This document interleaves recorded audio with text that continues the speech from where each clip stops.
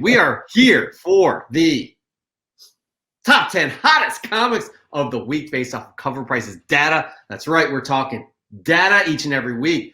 Cover Price reveals their top 10 hottest comics of the week on a Monday. Our show is live on a Friday.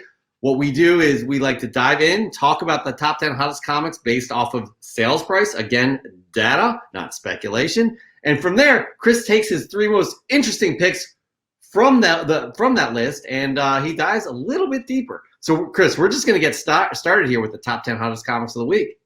You cool with it? Good. Because here we go. What we got here is, at number 10, we have Incredible Hulk, number 449, first appearance of the Thunderbolts. This has been a book that has always done well, I feel like, even before the MCU has blown up. But now, with everybody speculating Zemo and Thunderbolt Ross and all that stuff, there's some merit to this, and the speculation. I feel like this is intelligent speculation, if you want to put it that way. So, I feel like the train has left the station on this book as well. It's a hard one to pick up at a decent price, but keep an eye on it. All right, at number 9, we have Astonishing X-Men number 6, the first full appearance of Abigail Graham. We saw, I think it was Flap. I can't remember who sent it in, but one of our audience members sent it in. Iron Fist, the Living Weapon, number 1, the first appearance of Pei. Now, there's a lot of speculation going on based on the Shang-Chi trailer with there's a character there that had the same colors as Iron Fist, and people are speculating that is an old school Iron Fist from back in the day, and people are speculating it's Pei. Number 7, Captain America, number 25. I mean, at this point, you should all know what's going on. I'm going to say it. Sam Wilson is Captain America in the MCU, and this is the first appearance of Sam Wilson as Captain America in the comic books. Number 6 is Marvel Comics presents number 72, The Origin of Wolverine. Another one fresh from the comic shop. This is just a classic issue. Barry Windsor Smith crushed it. Nightwing, number 79, the first appearance of Heartless. This Nightwing series is pretty good. It took a lot of people by surprise, so people are going after it hard. Batman Fortnite 0.1, number 1. The Donald Mustard variant is number 4. Batman Fortnite 0.1. The Kenneth Roca Fort is number 3. These are going for people are seeking these out because not only comic book collectors but Fortnite collectors, because there is a code in there to get a skin on Fortnite. Number 2 is Convergence Superman number 2, the first appearance of Jonathan Kent, aka Superboy. And at number 1, we have Batman Fortnite 0. Number 1.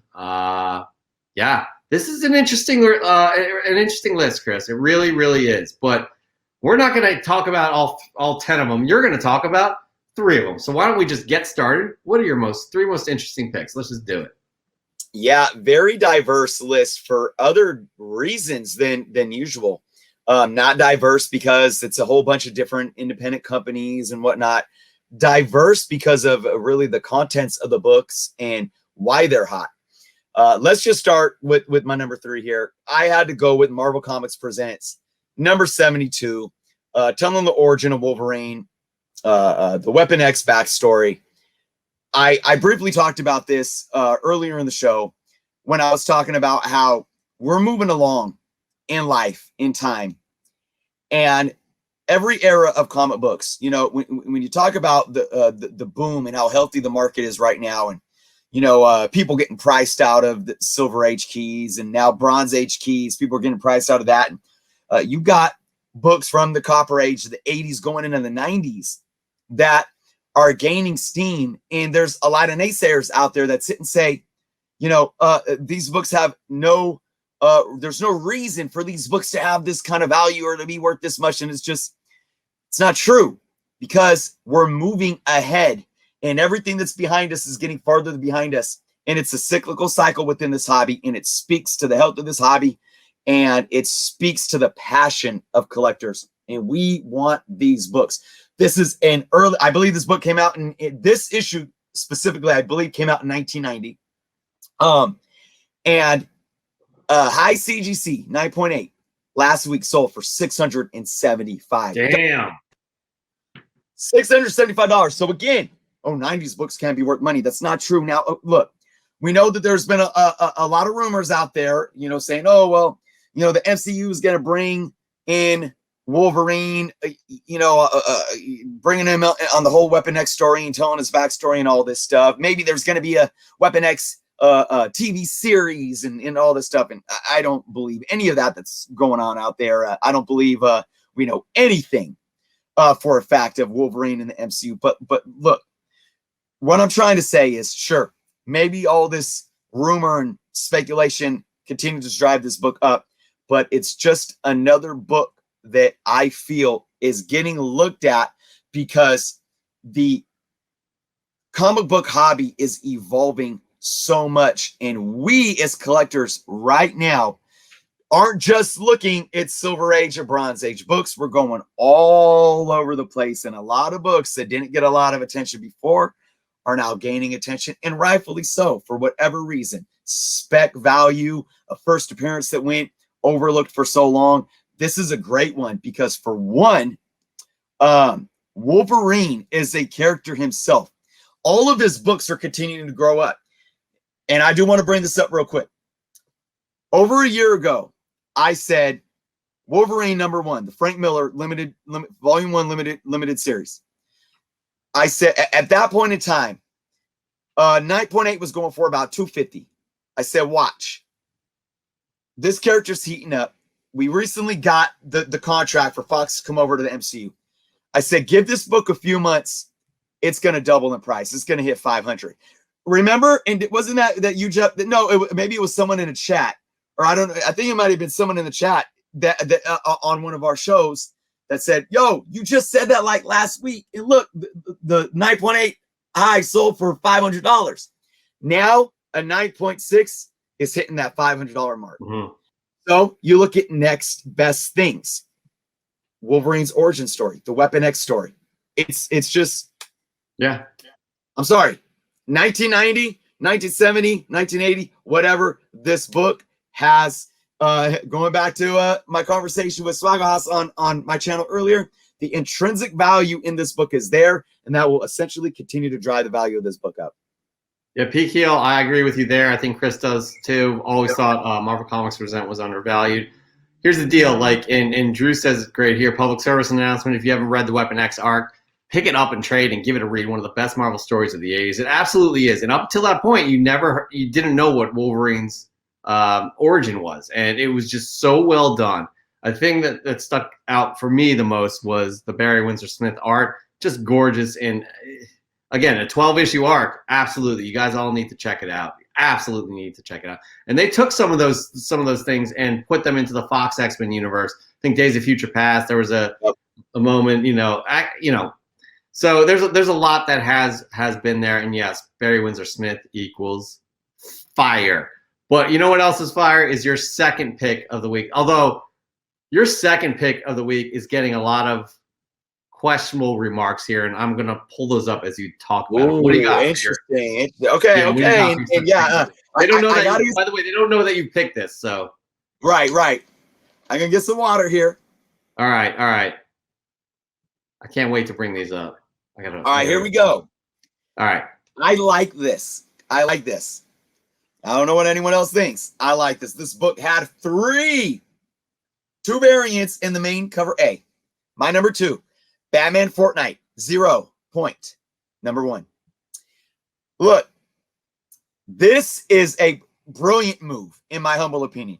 Jeff and I have been talking constantly. We talked about it earlier today about the executives at DC not knowing what they're doing. Everything that's going on with Warner Brothers and their live action properties in the DCEU. I get it. I'm right there. But I've been one that has been sitting here. I've been like a minority that's been sitting here saying on the comic book end, everything that they're doing, I understood. I say this is a business move. This is a business move that so many people don't understand right now, and it's going to push them forward in a positive direction. Now, this right here speaks to that from one perspective, marketing to a different audience base. So we know that this is a Batman Fortnite mashup. Fortnite is huge among kids and teenagers, obviously. It's a huge moneymaker, a huge money grab.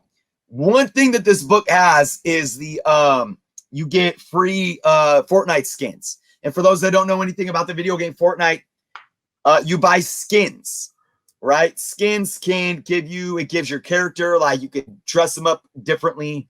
Like they have Marvel skins to where you can be like Thanos.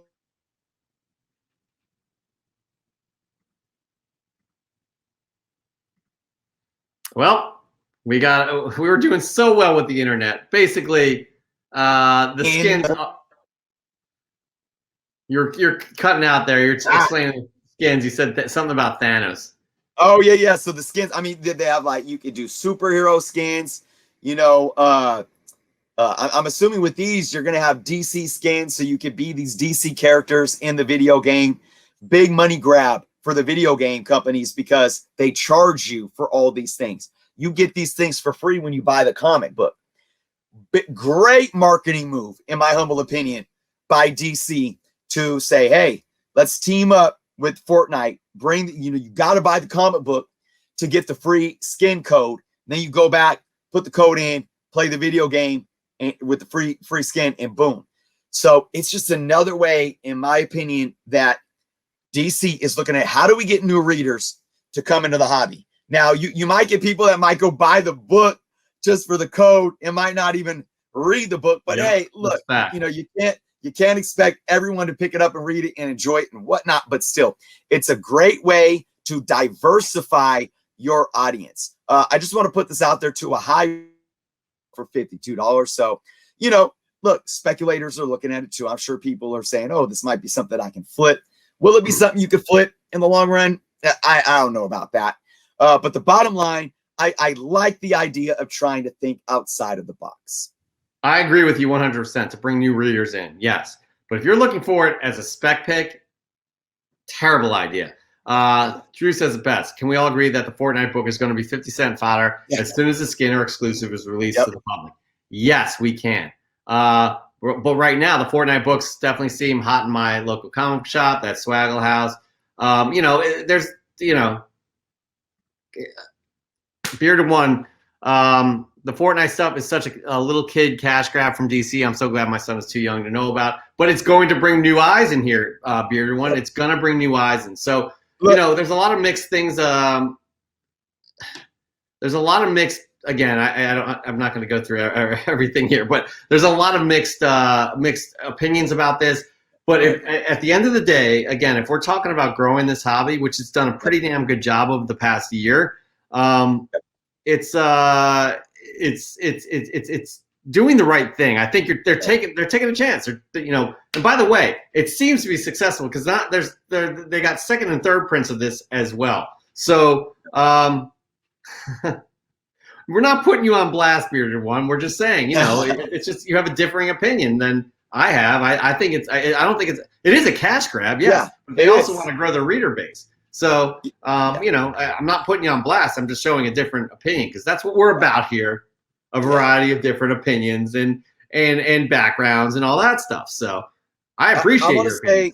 I want to say too, because it is a cash grab, but why is that a bad thing? A company is in business to make money. A company is in business to profit. That it's that simple. It's a cash grab, but it's a cash grab that could get young readers into comic books. And at the end of the day, that's a beautiful thing. So let these companies run their business in order to be able to make money while producing a product that could get young kids into books, reading comic books, enjoying superheroes, and enjoying the things that we love. And then it's working. That's when the hobby in the industry is working, and I'm all for that. And Bearded One says it best right here. Y'all are right. I don't want DC to fold, and they need new readers. They need help. They need something. They need Oh, this is a good idea too from Drew. Here's a crazy new marketing idea for comic book publishers. Run an advertisement for your comics in front of your multi-million-dollar blockbusters. I mean, that seems like a no-brainer, and yet, no, they don't. Oh, DC. All right, moving on, Chris. This is your third and final book of the week. What is the third most interesting book? Your third pick of the week, one of the most interesting books from this list. What do you got? This was fun. And we know that the Batman Fortnite cover A was #1 in the top 10. But my #1 was #2 in the top 10, and that is Convergence Superman #2. Why did I pick this? Why? Okay. Let me run some numbers by you all before I answer my own question. This book saw a 1,284% increase in sales. You didn't hear me wrong. 1,284% increase in sales. Why? Because this book wasn't selling at all. Okay. It had a high CGC 9.8 of $175. Now, that's not, you may say, well, that's not crazy for a 9.8. Let me break something down. Let me break something down for you guys. For anybody that was collecting comics in 2016, knew that comic book shops couldn't throw these at you. They couldn't pay you to pick these comic books up. They couldn't give you these. You know what? A year ago, when there was no toilet paper in the grocery stores and Costco, DC couldn't give you these comic books to use for toilet paper. That's how it's hilarious. Like, I'm going to tell you something. It was so funny. What's so funny? I got to give a big shout out to a local shop. Boys of Summer. Boys of Summer, really a small little shop, does sports cards and comic books. I would go there. I used to take my son into town to get his to see the doctor every week. And we would stop by there. We would stop by Boys of Summer, and I would always raid the 50-cent bins. And Kevin, the owner of Boys of Summer, was always good at putting some really cool stuff in the 50-cent bins. You know, mostly newer stuff, you know, but you know, I bought a lot of newer DC and Marvel stuff out there that I wasn't going to pay $3.99 for when it first came out. You know, maybe they're a couple months old. Maybe they have a ding or something. They came dinged up from Diamond. I raided those 50-cent boxes for years. I haven't been there too much since the pandemic. I've only been there once, actually. So I don't know what the boxes look like right now. But from 2016 to 2020, it's 5 years, right? Almost. He continuously replenished these 50-cent boxes. But do you know which ones never left? The Convergence issues. And I'm telling you, this issue was in there. And you know what was funny? I even talked to him one day. I said, you ever think about starting a quarter bin and moving the Convergence issues over to a quarter bin to see if they'll sell then? Oh my gosh. So funny story. I have 3 copies of this book. I have 2 of the cover A and 1 of the cover Bs. And guess where I bought them? In Kevin's 50-cent bin over at Boys of Summer. So look, this is the silver lining in all this, and why I think this is cool though. This book isn't here on this top, on my #1 list, because of movie spec like White Vision, right? This book is here because of a comic book. This book is here because this book, and I didn't say this earlier, but this book is the first appearance of Jonathan Kent, Superman's son, who's Superboy. Jonathan Kent is getting his own series, Superman, Son of Kal-El. And that's what pushed this book up to have eyes on it and to see this demand. That to me is awesome. Why? Because I'm going to go back to things that I say all the just sitting, as much as the MCU and these properties are bringing new people in who people don't read comic books, and I'm beating a dead horse. I'm beating my leg, actually. That's what I'm really beating here. But the point of it is, no matter what I'm beating on, man, this is a comic book that's driving this book that nobody was even buying just a few months ago. That makes me happy, and I think it's really interesting and really awesome to see that. And that's why I said this $175 and a CGC 9.8. That's a jump. That's a solid price for a book that you literally could not sell in the 50-cent bin just a few months ago. So that's why this book's my number one. Yeah, it shows the health of the market. Let's put it that way. Like this is not DCEU spec. This is not. I mean, CW spec doesn't do too well. This is speculating off of comic books, right? And that shows the health. And you know, you could be for or against speculating, whatever, but it shows health of the market because people are interested in this character for a shitty book, right? That they're willing to go digging for and pay a premium for because Superboy will be getting a new series coming out. I think that's great. I see a lot of people that are trashing Convergence, and rightly so. You even said it, Chris. It was garbage. But I'm happy to see a garbage book that people are interested in getting because there's a first appearance of a character. I think, you know, I didn't read this book, but I'm assuming this is when he was born. Like, so he's just a baby too. That's another thing. So, anyways, I'm good with this. Like, I'm totally good with this. So, yeah, more power. You know, again, it gives people. It's empowering for people to be able to find these books, get these first appearances of characters that are going to be in another comic book, that they're going to get their own series. Again, majority of the stuff that you see kind of blow up are things that are on your you know, in a movie theater on a big screen. This is great, and I'm really happy about this. So yeah. Oh yeah, I love it, man. That's why I said very diverse picks this week for different reasons, and that's awesome. I just had to pick up the pencil for Planet Arizona because he was concerned that I was raging. He didn't want me to hurt myself with my pencil. I see some interesting comics here, but here's the deal. Like, I had a thought and I forgot it. But this is our 50th episode. I don't care. I can forget about things, and you guys will still love me, I hope. But that there ends the top 10 hottest comics of the week. It'll be an interesting and new list next week, and Chris will be dissecting another 3 issues that he thinks are the most interesting. Chris, you do a fantastic job, and I thank you for that.